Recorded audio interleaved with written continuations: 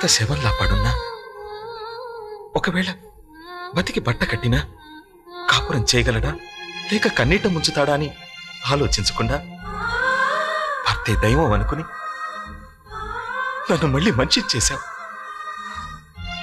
భరించేవాణ్ణే భర్త అంటారు, కానీ భర్తనే భరించిన గొప్ప భార్యవి నువ్వు. నేను కళ్ళు తెరవడం కోసం నువ్వు కళ్ళు మూయకుండా నా మంచం పక్కనే ఉన్నావు. నా అడుగు పడగానే తప్పటడుగు వేసి కొడుకుని చూసినట్టు సంబరపడ్డా. నా నోట మాట రాగానే పసిపిల్లాడి నోటి వెంట పలికే తొలి పలుకులా గర్వపడ్డావు.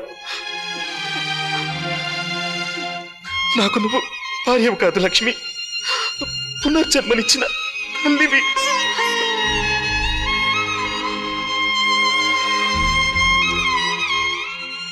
కనటం తల్లి వంతు, పెంచటం తండ్రి బాధ్యత, కలిసి బతకడం భర్త కర్తవ్యం. కానీ చావటానికి తప్ప ఎందుకు పనికిరాని నాలాంటి శవాన్ని బతికించిన నిన్ను ఏ పేరుతో పిలవాలి లక్ష్మి?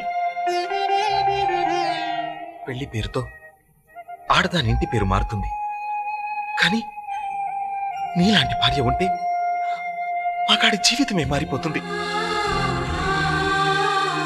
నేను తినకుండా ఉండగలను, నీళ్లు తాక్కుండా బతకగలను, చివరికి ఊపిరి పీల్చకుండా జీవించగలను. కానీ నిన్ను వదిలి ఒక్క క్షణం కూడా ఉండలేను లక్ష్మి, ఒక్క క్షణం కూడా ఉండలేను, ఒక్క క్షణం కూడా ఉండలేను.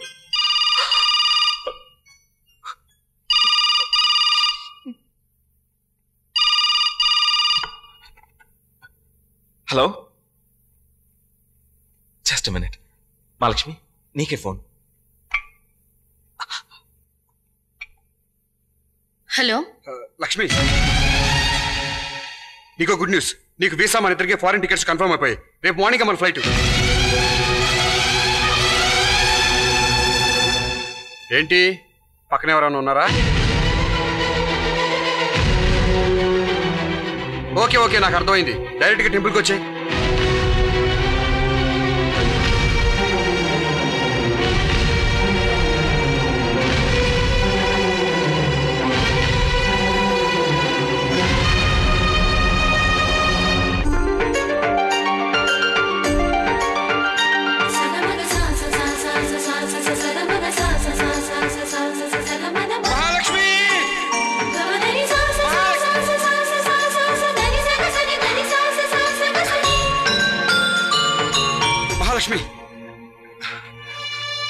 ఇదిగో లక్ష్మి, ఏ స్వర్గం కోసం అయితే ఇన్నాళ్ళు నరకం అనిపించావు, దానికి దారి ఇదిగో.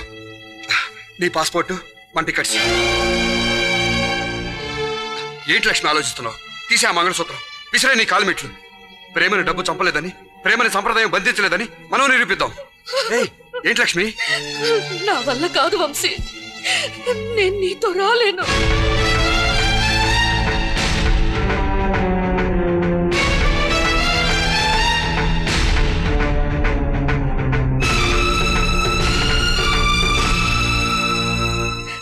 నన్ను క్షమించు వంశీ, నా భర్తను వదిలి నేను రాలేను. ఆ రోజు నా ఇష్టానికి వ్యతిరేకంగా పెళ్లి చేసిన మన ప్రేమ నీరు కారిపోకూడదన్న కసితో నీతో వచ్చేస్తానని చెప్పాను. ప్రేమ కోసం సాంప్రదాయాలు వదిలేద్దామనుకున్న నేను భార్య కోసం ప్రాణాలు వదులుకోవడానికి సిద్ధపడ్డ భర్తను చూసి మనసు మార్చుకున్నాను వంశీ. అందుకని నేను కూడా మనసు మార్చుకుని నీకు దూరం అవ్వాలని చెప్తున్నావు మహాలక్ష్మి? లేదు వంశీ, నన్ను మర్చిపోవాలని చెప్తున్నాను. నా భర్తకి నా అవసరం ఉందని చెప్తున్నాను. నీ భర్తకి నీ అవసరం మాత్రమే ఉంది, కానీ నీ మీద నాకు ప్రేమ ఉంది మహాలక్ష్మి. ప్రేమ కంటే జీవితంలో చాలా ఉన్నాయి వంశీ. ఏ స్వార్థం లేకుండా ప్రేమించడంలో ఉన్న తృప్తి నేను అనుభవించాను. ఒక తల్లి తన బిడ్డను ఎలా ప్రేమిస్తుందో మంచంపై ఉన్న నా భర్తను అంతకంటే ఎక్కువగా ప్రేమించాను. ఆయన కోలుకుంటుంటే నా గుండెల్లో నా గుండెల్లో పెళ్లి మీద నమ్మకం కలుగుతుంది వంశీ.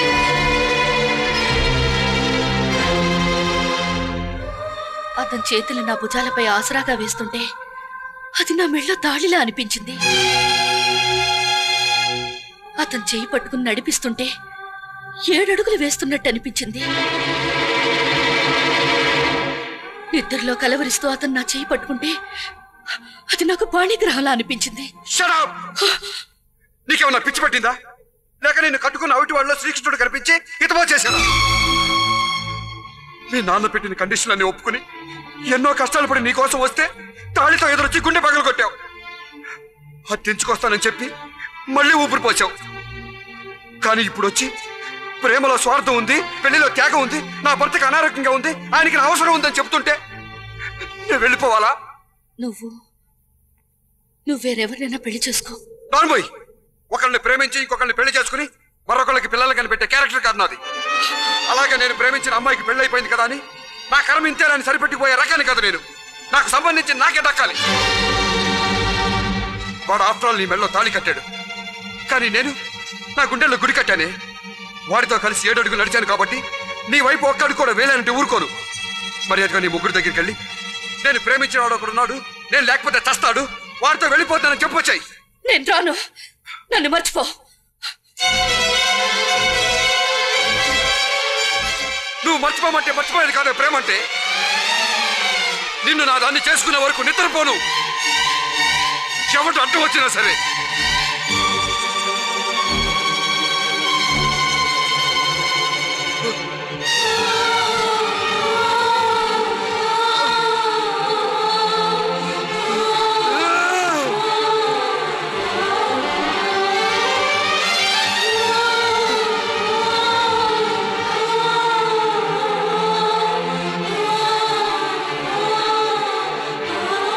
ఎప్పుడైతే పెళ్ళైపోయిందని చెప్పావో నాకప్పుడే నమ్మకం పోయింది ఇవన్నీ జరిగే పనిలాని. ఆడదాని మెల్లో ఒక్కసారి తాలిపడ్డాక చాలా మారిపోతుంది వంశీ. తనకు భర్త అంటూ ఒకడుంటే అతనికి కష్టం అనిపిస్తే కన్న తల్లిదండ్రులు కూడా గుమ్మెక్కొద్దని చెప్పేస్తుంది. అదిరా ఆడదంటే.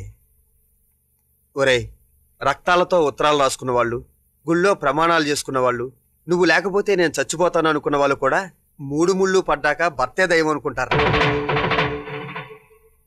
ప్రేమ సాక్షిగా చేసుకున్న ప్రమాణాలు వేదాల సాక్షిగా చేసిన పెళ్లి ప్రమాణాల ముందు కాలిపోతాయిరా.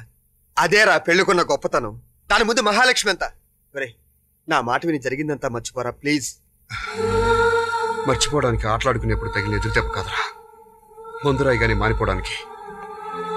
ప్రేమించడమే నాకు తెలుసు కానీ మర్చిపోవడం తెలీదురా నాకు. మహాలక్ష్మి నా మనిషి. రే, నీ కొడుకుని బలవంతంగా తీసుకెళ్లి నాన్న నాన్న అని పిలిపించుకుంటే నేను నాన్న అయిపోతానరా? ఆ 3 ముళ్ళు కంటే ముందే మా మనసులు ముడిపడ్డాయి. వాటికన్నా మా ప్రేమ గొప్పదరా. నా ప్రేమ గెలిచి తీరుతుంది.